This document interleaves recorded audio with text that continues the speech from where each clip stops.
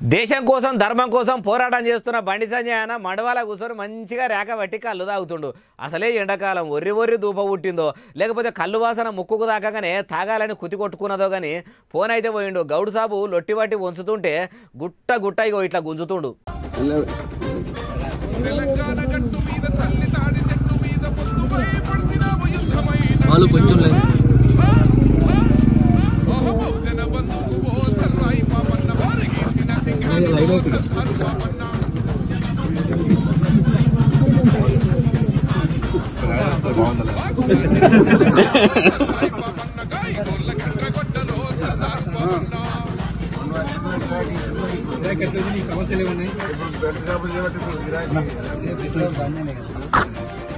గౌడన్నను దార సన్నగా ఇడువమన్నట్టున్నాడు. ఆయన కూడా సక్కడి దార పడేటట్టు ఉంచుతుంటే బండన్న కుండలకెళ్ళి దుంకుతున్న కళ్ళును కుతార తాగిండు. దమ్ము గట్టిగానే పట్టినట్టున్నాడు కదా. అబ్బా సర్వాయి పాపన్న వారసుని అయిన నువ్వు ఇంత సక్కని కళ్ళు పోసినవే అన్నట్టే ఉన్నాడు. మరి గుడాల పోషమ్మ కూడా అటాంకాల గుడ్లు తీసుకుపోయిందో లేదో కొంచపోతే మటుకు కొనుక్కొని తినకపోవునా.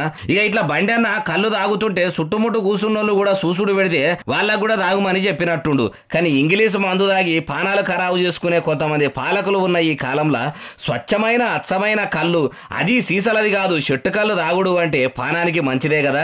మళ్ళా మన తెలంగాణ కల్చర్ అంటేనే కళ్ళుతోని మొదలవుతుందా అంటుర్రు ఈ ముచ్చటిన్నోళ్ళు.